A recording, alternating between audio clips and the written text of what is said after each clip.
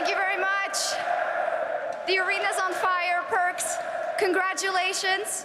Don't just talk to me, talk to all of them about what it means to make it to the semifinals with this crowd supporting you for 4 games long.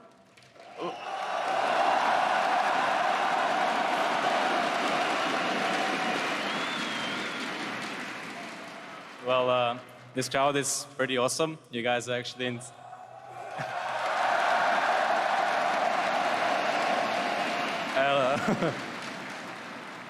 like when we hear a scream in game, it feels really nice.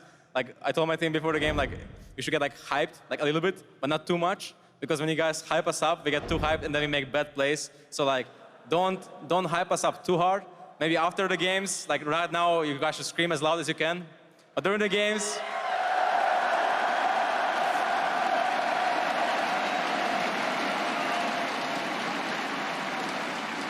but the truth is, during the games, the only reason why we do mistakes is because you guys hype us too much. So then we make mistakes, okay? Yeah.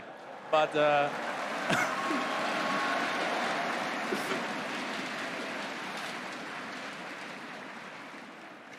Thank you for giving it back. So,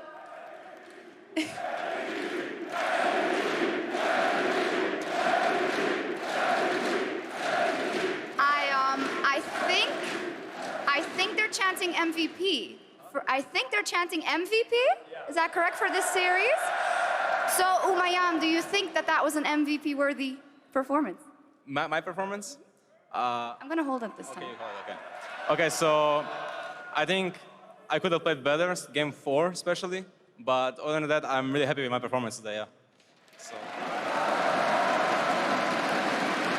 So now, I do want to talk about the series a little bit. It was the closest quarterfinal out of all of them so far, and it looked like you were actually very evenly matched in a lot of those games. Did you feel the same way in game, and what do you think was the biggest challenge to overcome to win this? I felt like we were not playing to our standard today. I think we were like a bit more scared, I guess, some games of losing. Besides in game 4, like we were like too excited to win. So it's like we didn't really find our balance yet today. But all people writing us off was just funny to me, because I was sure we were going to win today, no matter what.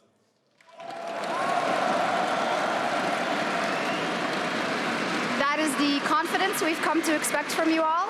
Now, I want to take your mind back to last year when you, together with G2, beat RNG.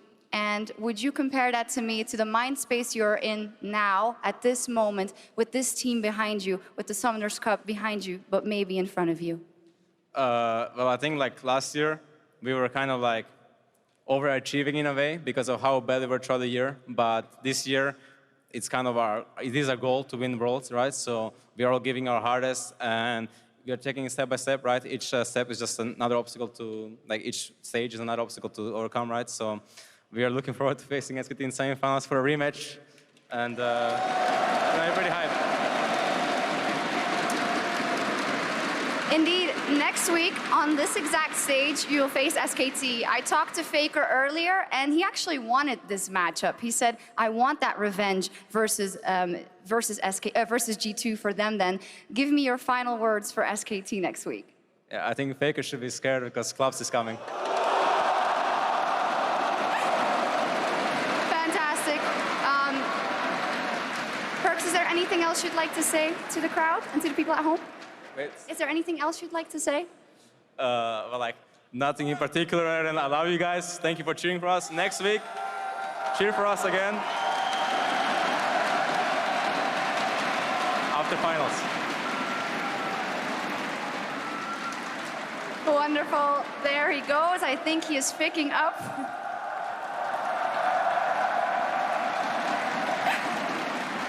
Did you say you're going to wear it after finals?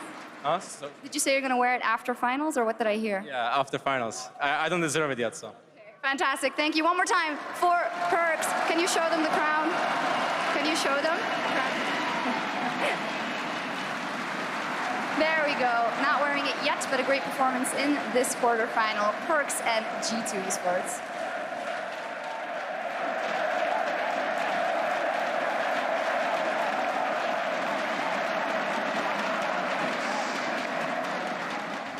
To be the king, you gotta beat the king. Faker still lies ahead. I was going to say that crown, perfect for the winner of Worlds or a Burger King Happy Meal. Sponsor us. Before we go to Worlds Cooldown, is a way of saying thank you for an incredible decade of League of Legends. After that incredible series as well, make sure you pick up your anniversary skin via the 10 days of gifting missions, where you can unlock that and all the other gifts, like a different legendary skin from now until November 19th. From all of us here on the Worlds team, thank you so much, and we wish you the best of luck in your Earth matches, which is live right now. Play Zed. He's broken. He's discussing. Go Disgusting. Wukong. Whatever. Go Wukong. I'm out of words. Grab your gifts as we wrap things up with Worlds Cooldown. Maybe.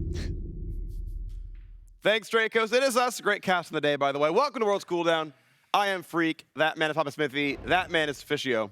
Hi. Hello. How you both doing? Great. It's been a day. It's been a day. It's been a day. It has. I think it's been a great day for Europe. G2 wins 3-1, you know, great games. Yeah. And Splice actually did manage to push SKT quite a bit, even pick up a win. Like, it's hard to ask for a lot more as a European fan than what we got right here. And not often do we come into semifinals and say, there could be 4 winners of Worlds. Like all 4 teams that have qualified for semis, Yeah. in different ways, are very justifiable bets for Worlds. You know, the tipping competitions, we call it in Australia, is wide open. And how many Worlds can you really say that about now that the Korean era is largely kind of its last legs and maybe re-emerging? It's just so hard to call. Yeah, because so often we had the Korea semifinal, and then With some the other Korean team on the other side Korean of the bracket. team, and then the outside, or like Yeah. the Like one team who 2016, couldn't yeah. actually beat them anyway, and then we got that 3-0 semifinal. Yep. I think a 3-0 semifinal is impossible at this World. That's a big word. I wouldn't say Well, impossible. I said it. Oh, you did. It's You did. impossible. Even though I think you could Quote call me on this next week. any of the series in either way. We'll do semis talk at the end of the show. For now, I want to talk about the series that we had. Oppo player of the game for G2. Last I heard it was Perks. It is indeed Perks. Perks was absolutely incredible. The ones where he won, I think it was something like combined 19-2 and 19 in those Yeah. first 2 wins on Marksman. Like that was incredible. Played super, super well. Overall, was fine in Game 4, but you heard him say it as well. Yes, I was happy with my performance today. He played some really insane team fights, and obviously also in the laning phase, he did set it up very nicely to then pick up a bunch of kills with his team. And I think it fits very nicely that Perks is becoming the face of European League of Legends. And he's now also the captain, the face of G2 esports, who's taking down Damwon today and moving on to a semifinal, where for the first time in a long time, I actually feel like a European team is now favorites. Actually, I'll take that back, because that was C9 Fnatic last year. Anyway, it was a great point up until the last part. And at the end Nice of the, try. and I tried. You think about Perks and his role swap is kind of what I was struck by, seeing him up there, obviously, adoring fans, MVP of a quarterfinal. And the thing I'm struck by about Perks is because he didn't come from the AD carry, traditional AD carry history, playing thousands of games, grinding up to level 30, really always being that role. I'm struck by how he always knows what his role is in a game, and it's not always to clean up, like an AD carry so often has been. We think of his flanking teleports that work, on the domestic stage. He always understands. Sometimes he's side lane farming as if he's in a 1-3-1 as a mid laner. He always knows his role, and that's why it's more often than not that he's fulfilling it and dominating in these games. Yeah, I got to say, he's the most aggressive bot laner I have seen this year, and I really want to echo your point, though, about the role swap. Coming into this year, Perks was top 2 mid laner in Europe. Yep. Very, very strong player internationally. He says, you know what? That's fine. That's not enough. We need to bring in caps. I'll go bot lane. I talked with Ocelot at All-Stars in December, like right after the World Championship, and was like, so Perks bot lane. And he's like, yeah, no, they're confident. Like, they're aggressive. They're good. It's going to work. Trust me. And honestly, this was a winning team. This is a very strong team, and this felt like this could have so easily been a catastrophe, where Perks would not have been a good bot laner. All your good advantages thrown away. You grab the best mid laner in Europe in caps and throw it away with a bad bot lane, but it's not that. Perks is an incredible bot laner. Yeah, I mean, so you're mechanically good, you're smart about the game, you can play any champion then, and then of course you have to adjust to the lane and playing 2v2, and I think picking up Mickey was very crucial for them, because Perks has given a lot of credit to him, especially from Spring Split. teaching him a lot of things about how to actually play bot lane and really how to push your advantage, because Mig has always been super aggressive player who wants to fight early in the lane. So there was a lot of things they could teach each other. And I know Perkz has had great impact on the rest of the team when it comes to especially the overall macro. Like, how do we play this game? How do we push an advantage? Yeah. He brought in a lot of things there, or he brings a lot to the team. So I think it's a nice combination where, and we talked a lot about this like during the year, you managed to put together 5 players who are all mechanically very good, and then they have kind of the same idea of how to actually play the game. Yeah. No one is hesitating. No one is very limited in terms of like champ pool or whether they can play late game or early game, and it gives this insane combination. And just to wrap up the Perkz point, to me, it's like the modern generation Prey. You know, Prey was this AD carry who was praised as a shot caller and could shot call the game, even though, of course, you have that red dot syndrome and need to get all the farm up during a game. So to be able to be a shot caller and a leader from AD carry has often been a contradiction of terms, and I think Perkz, especially now, redefining what it is to be a bot laner and a captain and a leader is just the complete package. Yeah, incredible stuff. Of course, more G2 clips here. As you mentioned, the whole team is very, very good. This was what? This is the Orniana game? No, there's a Zion This backline. is there's finishing move in game. Yeah. Closing up moments. Yeah. Closing up moments here into this one. I mean, just overall amazing. And you think back to the fact that they've got carries in every single role. Like Perkz had a really, really incredible game 4, consistently spending time at the top lane, getting Wonder set up onto that. Like so many good things happens across his entire team. Yeah, and I actually think it's worth highlighting that the other player we were talking about for MVP, it was Caps. Even though Caps, in terms of like overall score, didn't go 10-0 or whatever like Perkz did, he actually ended up in 3 out of 4 games having full control in mid lane. Even in the game they lost with Renekton, he actually had control early game. It was just later on he couldn't do anything. And he managed to use that every single time to then start roaming to these side lanes. Multiple times bot lane when they got Perkz ahead, or in the last game, he is straight up to top, shutting down this idea of Irelia to potentially kill the Ryze in lane. And I think just that impact ended up being probably the most important thing for me, because Showmaker was one of the people we hyped up so much coming in saying, he can carry for his team. The solo laners need to win. We look at him specifically, and he ended up on scaling picks that had no early game impact too often in this series. And you think of Caps, and again, I'm just struck by these previous tournaments. You remember his hot head, the fact that he could have the big games, but he could also have on Fnatic, the games where he struggled on Fnatic. Even if you think back to G2 versus TL in the group stage of MSI, he had the performance there. He was trying to reach for too much and didn't get it going.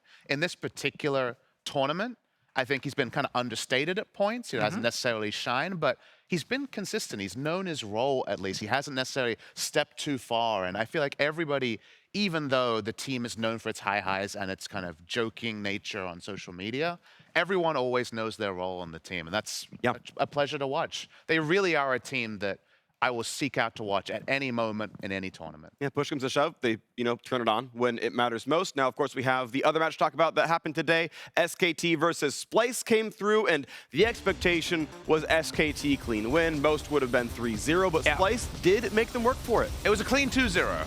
But it wasn't a best 3, right? It was a best of 5. And the rhythm that they lost, as Splyce leveled up, Splyce, to their credit, were not passengers in game 3 and 4. They were active contributors, picked up the win in game number 3. Game number 4 was also competitive for some of it as well. Humanoid especially really looked like he was having a fantastic series towards the end of it especially. But it's going to be a really weird one to reconcile, because we're going to have to predict an SKT versus G2 semifinal based on recent performances, which is often what you will inflate the most. And SKT unconvincing, even though the first 2 games didn't look close. I mean, I think didn't look close. I think the first 10 to 15 minutes in those games were actually fairly evenly traded. Obviously, SKT always kind of had the upper hand, but a big thing I noticed in this, but also in group stages from SKT, now the faster, more aggressive one, is that they're not very good at protecting the weak side of the map. Like when they make a play on one side, the other side is overstaying in their lane. So now they're open to a tower dive. They give up a bunch, because that's what happened in those first games as well. They tried to play through top, and then their bot lane just fell behind because they ended up, stuck, kind of greeding a little bit more than they maybe should. And I think the fact that everything is going so fast for SKT, they're not at the point yet where it's super clean across all 3 lanes, combined, I think G2 will sometimes make the same mistakes, but not as often. And it's one of the big things I look at for that specific series. SKT is still evolving, when it comes to this style. Yes. It's still evolving to a final point that I guess for now is undetermined. But G2 are G2 and playing G2 style. So it's fun to see SKT aspire towards something rather than just be the pinnacle of excellence like they were for so many years. Sure. And meanwhile, G2 in a best of 5, we still kind of saw most of them. And honestly, if I just compare the teams on today, I'm more convinced by G2 than SKT, in spite of the games in some ways. Right, I agree that today G2 did look more convincing. The player I really want to hone in on is Faker, because this is the best player of all time. That is unanimous. There is no debate to that. And he's been a star for SKT. Almost every year he's been on it, he's been an absolute star. Today, I didn't see it. Today, it felt like he was outlaned and overall outplayed by Humanoid. If you compare Faker to Humanoid, that should not ever happen until Humanoid has more years under his belt. Can he become that good? Of course. But in 2019, Faker should never have a best of 5 where Humanoid is better than him. That's what it felt like today. And that to me is Faker. Did you not sleep well last night? Did you not eat well this morning? Like, why did you not show up as the best player of all time at the World Championships? I think a lot of metrics support your argument, right? A lot of games, there was a CS lead for Humanoid in the laning phase, but it's always so difficult to know what his role was in this game. He wasn't super sloppy by any means. He was unremarkable, but it could be that his brief was to do certain things for his side laners. And Khan, for example, had a really good series by his kind of recent reputation and standards. So I find it so hard to just come out and say, sloppy performance, will Faker bounce back? Will it be next time? It needs to be soon. But I kind of get where you're coming from in that you didn't walk away thinking, typical Faker in a best of 5. And you only get 3 to play when it comes to Worlds, right? And that's still something to talk about. So I think today in the 2 series, we ended up having kind of like a meta that fit both of them at the same time, where it wasn't about killing the enemy mid laner. It wasn't about having your mid laner get like mega far ahead and then he just solo carries the game. It was all about just push priority and then go to whatever side lane you have a strong combo that you want to get ahead. Yeah. We saw multiple up in the top lane with some carry picks and then at the same time down in the bot lane, which is also why to me, like the Kayle pick specifically, ended up, especially in the G2 versus Damwon series, actually being a bit of an issue. A bit of a bait, right? A bit of a bait, basically, because it could not contest the early push, and when it was put in the mid lane, but also in top when Wonder used the Jace to then go mid and take a bunch of turrets. I think more focus needs to be around just push priority in mid, and maybe less about, is my mid laner actually 10-0 and solo winning me the game? Because there's so many other carries in the other lanes that can actually do it for you. Well, a lot of carries left in the tournament. These semifinals, let's look at them. First one, Fun plus Phoenix versus Invictus Gaming. FPX win the coin toss. They will have side selection. The other semifinal, G2 versus SKT. SKT win a coin toss and get side selection. And I want to quickly table set here. I love these matches because we have the 3 regional champions of every region left at Worlds and the defending world champions. I could not have asked, other than maybe Team Liquid being in there, I could not have asked personally for a better set of teams in semifinals. And there's beef between these teams, right? IG and FBX, regional beef, SK Telecom and G2, of course. SKT feeling like if they had gotten ahead of G2 in that best of 5 at MSI, what a different story it would have been. They would have been on the Grand Slam pace compared to their opponents on that day. So, I mean, these are both really interesting series, and I know a lot of people will sleep on the old China semifinal to focus on all the very clear Western narratives around G2 and SKT.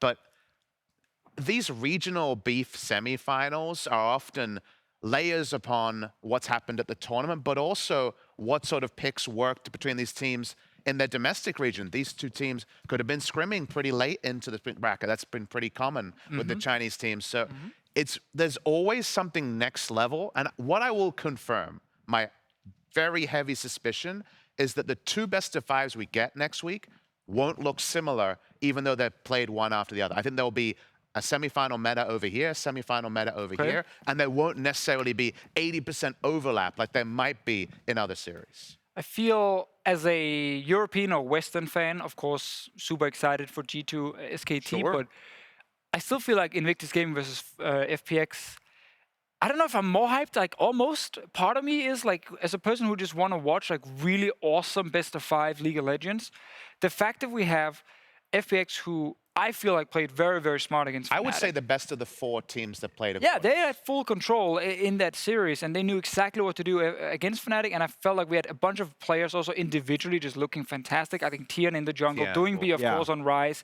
Maybe it doesn't get to play that. You know, that might be just the first pick of that series. Sure. But like seeing that performance and how well they played in the LPL, like they will know how to play against IG. Yeah. And where IG is the whole thing, we're just sitting there and we just, you know, you sit a little bit disappointed, a little bit more disappointed, and then you see the Shy do something, you're like, yeah, there we go.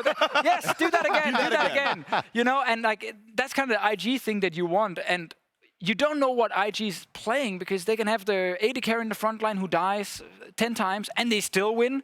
And they can have solo laners getting a bunch of kills, even though I don't think that's happening too often right now. It will not happen that often against FPX. But there's so many awesome things in that matchup that actually makes me super excited. And, you know, we had IG versus Griffin, and we wondered, will it be the Shy Sword? And then, you know, kind of the Quizlet look at Sword. And the Shy, you know, that actually proved to be the dominating narrative of that series. And now we have the Shy Gimgoon. And Gimgoon is probably a rich man's Sword in terms of how they play him, right? He's a weak side top laner who doesn't get a lot of help. Is that just the Shy adds another to his death note and runs through him all the way to the final? It's very possible. So the question is that enough? Who wins? IG versus FunPlus Phoenix? You can go deeper next week. Both these predictions are so but insane to consider on the moment. I mean, I think FPX will win. Okay, you think FunPlus? It's too close to call for now? I think IG. You think it's IG? So split there. SKT versus G2. G2. G2? Snap call? G2. Okay. Do you have like I know you were hemming and hawing in the caster room a minute ago. So. I have 3-1 G2. Okay. I actually think they're just better than SKT. Well, it's in 6 days. That one's in 7 days. It's going to be exciting. Worlds is turning up the heat. If you missed any of today's action, make sure to stay tuned for the rebroadcast taking place starting shortly after we sign off. I could have said either one. Don't know what that was about. Either way, that's going to complete our coverage of the weekend. Thank you for watching. We'll see you next week with our top 4 teams. And as we go, let's take a look back at the quarterfinals with Axe big moves of the weekend. Good night.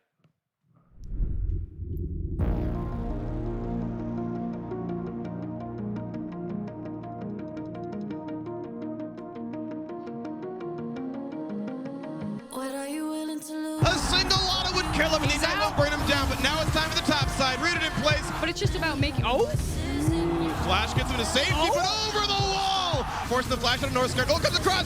Big flash flay, and that's 1 kill coming through. Fakers in the chase, gonna find a second now as well. The fight on the bottom side, TP comes in, looking to knock down Teddy. Can they kill him? Yes, they will. A 1 for 0, but can it be enough? They're gonna try. This is the attempt right now. A lot of damage. They're gonna knock for the first one. Xerace drops effort, drops aggro, and now Kami's forced to run, but that train is in. Rock jump now for a nice buster shot to not get skewered back in, but they're gonna find the first route, but pulled onto the turret by effort. Chachi's still looking to go in. Got it. Oh, that is with the hook right on in, and Faker just can't get away. Faker knocked up, he's running, exhaust is on the ult to try to stay alive, but it's SKT who are routed, and over the top goes Xerace. The kills are coming through. This is all on Xerace. Over the wall, big damage, and Faker sets it up. Answers the questions. SKT, gods can bleed, but they will not die. A quarterfinal win, 3-1, and we'll see you next week.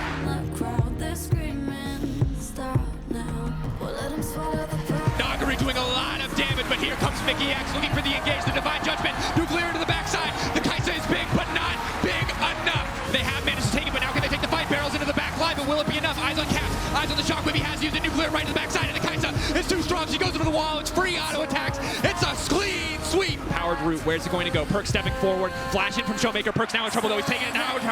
Showmaker now turning it back. The double kill for the Corki mid lane. They are going to burn him down in the end. Play going to come through on top side. Easy knockup with the Gragas ult available. Caps is trying to dash through, getting his montage moment. We'll wait for the ult. That's it. That's going to be everything that they wanted. Everything they can hope for. Nuclear now free to deal damage.